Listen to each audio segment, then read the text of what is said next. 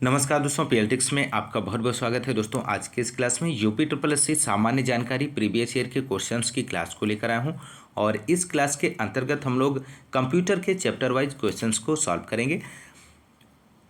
दोस्तों यदि आप हमारे चैनल पर नए हैं तो चैनल को सब्सक्राइब कीजिए, लाइक कीजिए और शेयर कीजिए। दोस्तों आइए शुरू करते हैं। Question number 126। क्वेश्चन नंबर 126 है, इंटरनेट पर कंप्यूटर की पहचान किस प्रकार निश्चित होती है, आपको बताना है दोस्तों। तो यहाँ पे दोस्तों इस क्वेश्चन का राइट आंसर हो जाएगा option A, IP address. IP address network पर प्रत्येक कंप्यूटर का एक यूनिक न्यूमेरिकल एड्रेस होता है। यह डेटा पैकेट को सक्षम करता है जो इस विशेष प्राप्तकर्ता को संबोधित करता है। आईपी पता 4 भागों में बटा होता है जो डॉट से अलग होता है। आप लोग ध्यान रखिएगा। अगला क्वेश्चन, क्वेश्चन नंबर 127, निम्नलिखित में से किस टोपोलॉजी में सभी संजाल संधियां नेटवर्क नोड्स व्यक्तिगत रूप से एक केंद्रीय स्विच हब या कंप्यूटर से जड़ी होती है जो संदेशों पर पारित करने के लिए संचरण के एक केंद्रीय बिंदु के रूप में कार्य करती है। तो राइट आंसर यहाँ पे ऑप्शन ए हो जाएगा, star topology. Option A right answer हो जाएगा। स्टार टोपोलॉजी नेटवर्क में हब, स्विच या राउटर एक केंद्रीय बिंदु के रूप में कार्य करता है। अगला क्वेश्चन, क्वेश्चन नंबर 128 है दोस्तों। यहाँ पे आपको फिल करना है, नियमों का एक स्थापित समूह है जो यह निर्धारित करता है कि एक ही संजाल नेटवर्क में विभिन्न उपकरणों के बीच डेटा को किस प्रकार प्रसारित किया जाए। अनिवार्य रूप से यह संयोजित उपकरणों को आपस में संचरण करने देता है, भले ही उनकी आंतरिक प्रक्रियाओं, संरचना या अभिकल्प डिजाइन में कोई अंतर हो। तो यहाँ पर दोस्तों इस क्वेश्चन का राइट आंसर हो जाएगा option B, network protocol. Network protocol स्थापित नियमों का सेट है जो यह निर्धारित करता है कि एक ही नेटवर्क में विभिन्न उपकरणों के बीच डेटा कैसे प्रसारित किया जाता है। अगला क्वेश्चन, क्वेश्चन नंबर 129 है, इंटरनेट का स्टैंडर्ड प्रोटोकॉल है, इनमें से कौन सा है दोस्तों। तो राइट आंसर ऑप्शन ए हो जाएगा इस क्वेश्चन का, टीसीपी आईपी। इंटरनेट का स्टैंडर्ड प्रोटोकॉल टीसीपी है, आईपी है। का पूरा नाम की यदि हम बात करें तो transmission control protocol internet protocol है। एचटीएमएल का पूरा नाम हाइपरटेक्स्ट मार्कअप लैंग्वेज है दोस्तों। इसका प्रयोग वेबसाइट बनाने के लिए किया जाता है, आप लोग ध्यान रखिएगा। अगला क्वेश्चन, क्वेश्चन नंबर 130 है, निम्न में से कौन सी निम्न पावर लोकल एरिया वायरलेस संचार तकनीकी है। तो राइट आंसर ऑप्शन सी हो जाएगा, Ethernet. Ethernet local area network पर कार्य करने वाली वायरलेस संचार तकनीकी है। इसकी अभिकल्पना 1973 में बॉब रॉबर्ट मेटकॉफ ने दी थी। अगला क्वेश्चन, क्वेश्चन नंबर 131 है, इंटरनेट में प्रोसेस टू प्रोसेस संचार के लिए निम्न में से कौन से प्रोटोकॉल प्रयोग होते हैं, आपको बताना है। तो यहाँ पे दोस्तों इस क्वेश्चन का राइट आंसर हो जाएगा option D, transport layer protocol. Option D right answer है। इंटरनेट में प्रोसेस टू प्रोसेस संचार के लिए ट्रांसपोर्ट लेयर प्रोटोकॉल का प्रयोग होता है। यह लेयर परिवहन परत के ऊपर रहने वाले कई नेटवर्किंग अनुप्रयोगों को अनुमति देती है। अगला क्वेश्चन, क्वेश्चन नंबर 132 है, टीसीपी का पूर्ण रूप क्या है दोस्तों। तो राइट आंसर हो जाएगा इस क्वेश्चन का, transmission control protocol. Option C right answer हो जाएगा। नेक्स्ट क्वेश्चन, क्वेश्चन नंबर 133 है, यहाँ पे आपको फिल करना है, एक भौतिक स्थान जैसे भवन, कार्यालय या घर में एक साथ जुड़े उपकरणों का एक संग्रह है। यह छोटा या बड़ा हो सकता है, जिसमें एक उपयोगकर्ता के साथ एक ग्रह संजाल होम नेटवर्क से लेकर एक कार्यालय या विद्यालय में हजारों उपयोगकर्ताओं और उपकरणों के साथ उद्यम संजाल इंटरप्राइजेज नेटवर्क हो सकता है। तो यहाँ इस क्वेश्चन का राइट आंसर हो जाएगा दोस्तों option A, LAN local area network. LAN एक कंप्यूटर नेटवर्क है जो सीमित क्षेत्र जैसे निवास, स्कूल, भवन, प्रयोगशाला, कार्यालय के भीतर कंप्यूटरों को आपस में जोड़ता है। अगला क्वेश्चन, क्वेश्चन नंबर 134 है, वेब विकास में एक प्रकार का वेब अनुप्रयोग एप्लीकेशन है जो एकल चित्रात्मक अंतराफलक सिंगल ग्राफिकल इंटरफेस में प्रदर्शित एकल नवीन सेवा का सृजन करने के लिए बहु सेवाओं को संयोजित करता है। अगला क्वेश्चन, हाँ दोस्तों यहाँ पर इस क्वेश्चन का राइट आंसर आपको देना है। तो राइट आंसर यहाँ पे बनेगा क्वेश्चन नंबर 134 का आंसर हो जाएगा ऑप्शन डी, मैसअप। मैसअप यहाँ पे राइट आंसर हो जाएगा। वेब विकास में एक मैसअप एक वेब पेज या वेब एप्लीकेशन है जो ग्राफिकल इंटरफेस में प्रदर्शित सिग्नल नई सेवा बनाने के लिए एक से अधिक सामग्री का उपयोग करता है। तो ऑप्शन डी राइट आंसर हो जाएगा। क्वेश्चन नंबर 135 है दोस्तों, क्रॉलिंग, इंडेक्सिंग और रैंकिंग शब्द किससे संबंधित है आपको बताना है। तो राइट आंसर यहाँ पे हो जाएगा ऑप्शन बी, खोजी इंजन, सर्च इंजन से संबंधित है दोस्तों, आप लोग ध्यान रखिएगा। अगला क्वेश्चन नंबर 136 है, निम्नलिखित में से किस क्लाउड आधारित संरचना क्लाउड इंफ्रास्ट्रक्चर में अनेक उपयोगकर्ताओं वाले किसी एकल संगठन उदाहरण व्यावसायिक इकाइयाँ द्वारा अनन्य उपयोग करने का प्रावधान है, या किसी संगठन, तीसरे पक्ष या दोनों के संयोजन द्वारा स्वामित्व में रखा, प्रबंधित और संचालित किया जा सकता है। तो राइट आंसर यहाँ पे बनेगा ऑप्शन ए, निजी क्लाउड। अगला क्वेश्चन नंबर 137 है, क्रोम, सफारी और ओपेरा के बीच क्या समानता है, ये सभी क्या हैं। तो राइट आंसर ऑप्शन ए हो जाएगा, वेब विचरक, वेब ब्राउजर्स हैं दोस्तों, आप लोग ध्यान रखिएगा। क्वेश्चन नंबर अगला है 138 question number, e commerce, e learning, e banking, e commerce आदि निम्नलिखित में से कौन सी सेवाएं हैं। तो राइट आंसर हो जाएगा ऑप्शन डी, ई सेवाएं हैं। ई कॉमर्स का अर्थ होता है इलेक्ट्रॉनिक कॉमर्स, वाणिज्य के सभी कार्यों को इलेक्ट्रॉनिक की मदद से करना या इंटरनेट पर व्यापार करना। इंटरनेट के विकास ने कॉमर्स को आसान बना दिया है। इलेक्ट्रॉनिक की सहायता से दी जाने वाली सेवाएं ई कॉमर्स, ई बैंकिंग, एम कॉमर्स आदि ई सेवाएं हैं दोस्तों, आप लोग ध्यान रखिएगा। क्वेश्चन नंबर 139 है, केविन सिस्ट्राम और माइक क्रीगर निम्नलिखित में से किसके संस्थापक हैं आपको बताना है। तो यहाँ पे दोस्तों राइट आंसर हो जाएगा ऑप्शन सी, इंस्टाग्राम। इंस्टाग्राम एक मोबाइल, डेस्कटॉप और इंटरनेट आधारित फोटो शेयरिंग एप्लीकेशन है जो उपयोगकर्ताओं को फोटो या वीडियो की सार्वजनिक रूप से या निजी तौर पर साझा करने की अनुमति देता है। इसकी स्थापना केविन सिस्ट्राम और माइक क्रेगर के द्वारा 2010 में की गई थी दोस्तों, आप लोग ध्यान रखिएगा। ऑप्शन फर्स्ट में दिया गया व्हाट्सएप के संस्थापक की यदि हम बात करें दोस्तों तो जेन कुम है और ब्रायन एक्टन है। ऑप्शन बी में है ट्विटर की यदि हम बात करें तो Jack Dorsey, Noah Glass, Biz Stone, Evan Williams इसके संस्थापक हैं दोस्तों, आप लोग ध्यान रखिएगा। अगला क्वेश्चन नंबर क्वेश्चन नंबर 140 है दोस्तों। यहाँ पे आपको फिल करना है, एक ऐसा उपकरण है जो अन्य प्रोग्राम या उपकरणों के लिए कार्यात्मकता प्रदान करता है जिन्हें ग्राहक क्लाइंट्स कहा जाता है। तो राइट आंसर यहाँ पे आपको बताना है। तो राइट आंसर हो जाएगा ऑप्शन डी, सर्वर है दोस्तों। सर्वर एक कंप्यूटर प्रोग्राम या डिवाइस है जो किसी अन्य कंप्यूटर प्रोग्राम और उनके उपयोगकर्ता को सेवा प्रदान करता है।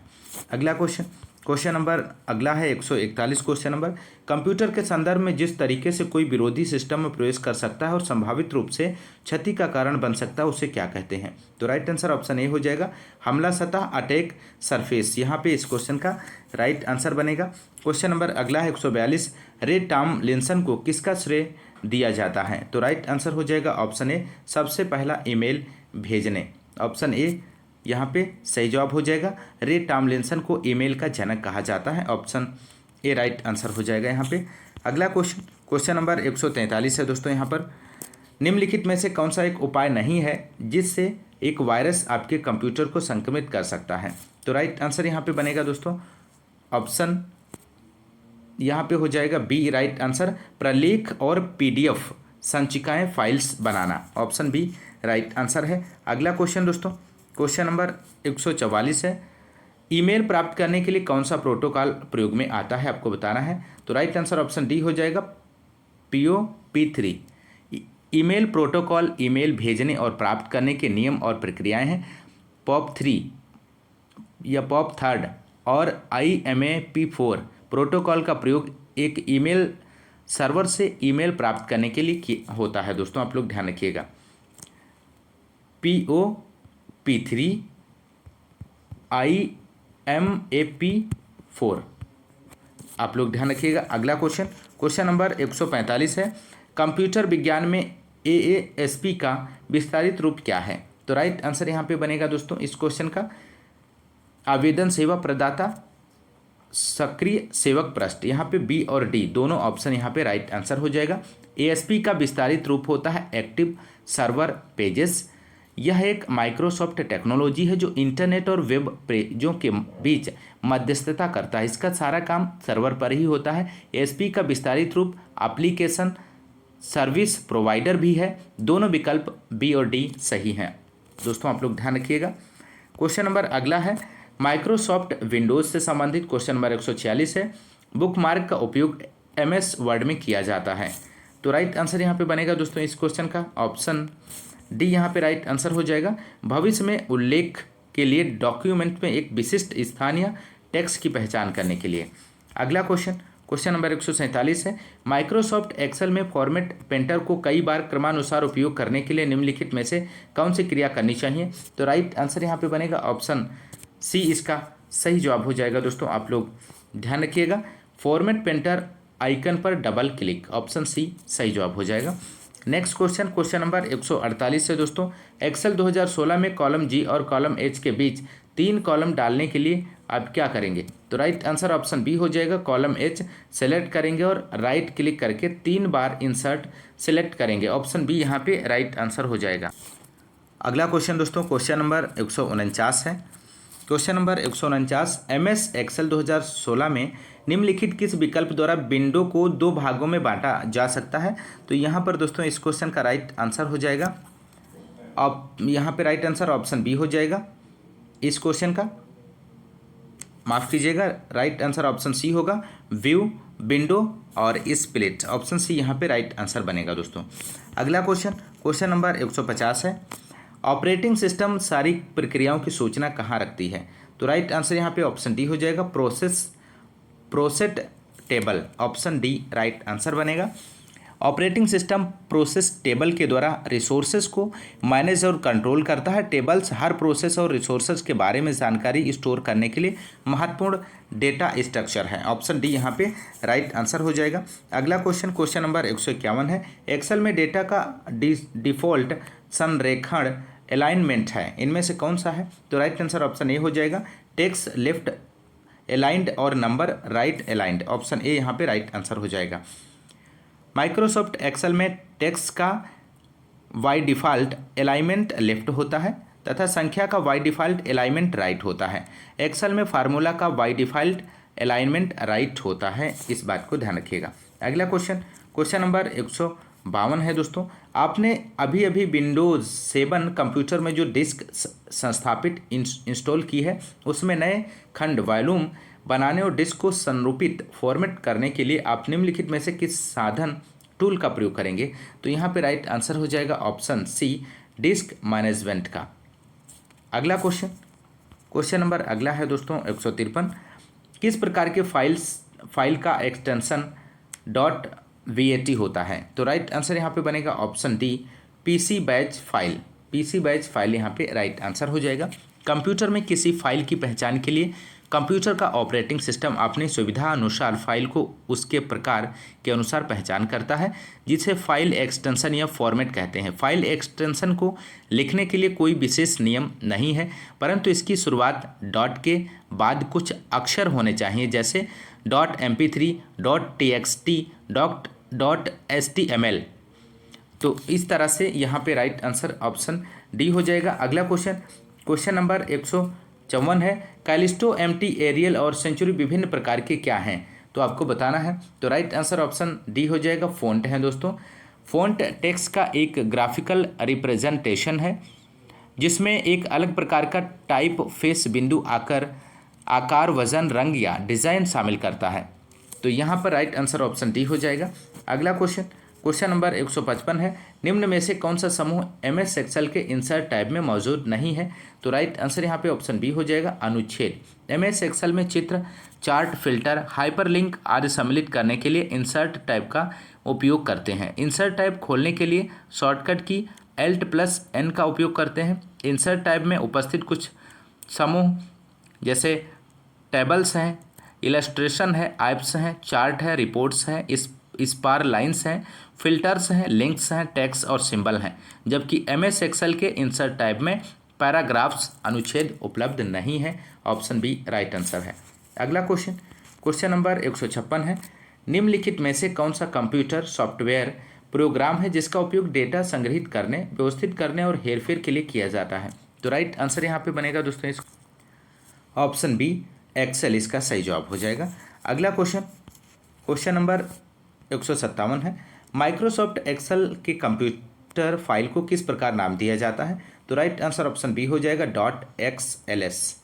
अगला क्वेश्चन नंबर 158 है दोस्तों, माउस डिस्प्ले साउंड नेटवर्क और कीबोर्ड की सेटिंग को माइक्रोसॉफ्ट विंडोज़ के किस सेक्शन में बदला जा सकता है? तो राइट आंसर ऑप्शन बी हो जाएगा कंट्रोल पैनल इसका सही जवाब है।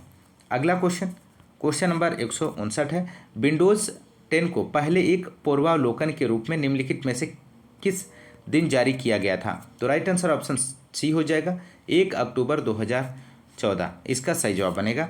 अगला क्वेश्चन नंबर अगला है MS ऑफिस से संबंधित है। क्वेश्चन नंबर 160 है, निम्नलिखित में से माइक्रोसॉफ्ट वर्ड का कौन सा व्यू टेक्स्ट दिखता है जैसे यह हेडर और फुटर के बिना प्रिंटेड फॉर्मेट में दिखाई देता है? तो राइट आंसर यहाँ पे बनेगा दोस्तों option B draft view. Option B यहाँ पे राइट आंसर हो जाएगा। माइक्रोसॉफ्ट वर्ड में ड्राफ्ट व्यू हेडर और फुटर के बिना टेक्स्ट प्रिंटेड फॉर्मेट में दिखाई देता है।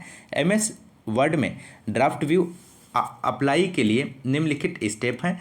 व्यू पे जाइए, डॉक्यूमेंट व्यूज और फुल स्क्रीन रीडिंग। अगला क्वेश्चन नंबर अगला है 161, माइक्रोसॉफ्ट एक्सेल में ऑटो फिल्टर विकल्प के संबंध में निम्नलिखित में से कौन सा कथन सही नहीं है? तो राइट आंसर ऑप्शन बी यहाँ पे हो जाएगा, आप एक समय में डेटा के एक कॉलम पर एक फिल्टर सेट कर सकते हैं। ऑप्शन बी यहाँ पे राइट आंसर हो जाएगा दोस्तों। अगला क्वेश्चन नंबर अगला है 162 है, माइक्रोसॉफ्ट वर्ड फाइल में क्लिपबोर्ड की सामग्री को पेस्ट करने के लिए किस कीबोर्ड शॉर्टकट का प्रयोग किया जाता है? तो राइट आंसर ऑप्शन बी हो जाएगा Ctrl+V का प्रयोग किया जाता है।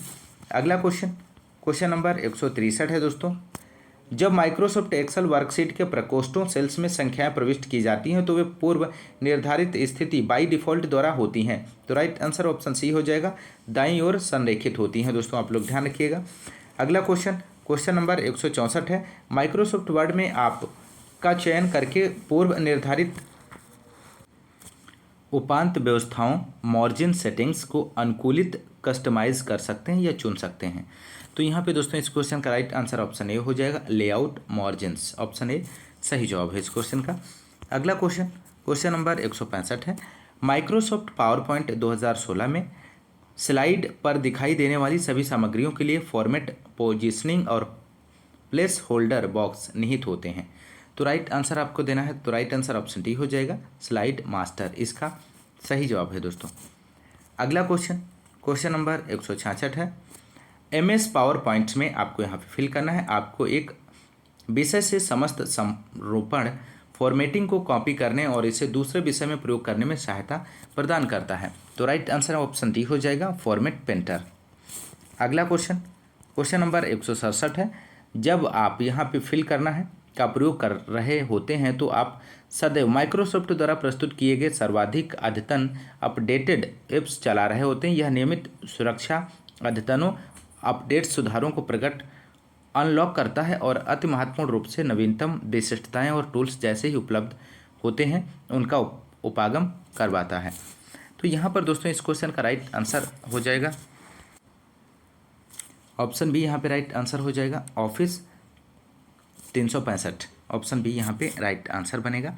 ऑफिस 365 माइक्रोसॉफ्ट द्वारा प्रस्तुत किए गए Word, Excel, PowerPoint, Outlook जैसे प्रोडक्टिविटी एप्लीकेशन का क्लाउड आधारित सूट है। यह नियमित सिक्योरिटी अपडेटेड ऐप्स होता है जो नियमित सिक्योरिटी अपडेट्स तथा सुधारों को प्रकट करता है।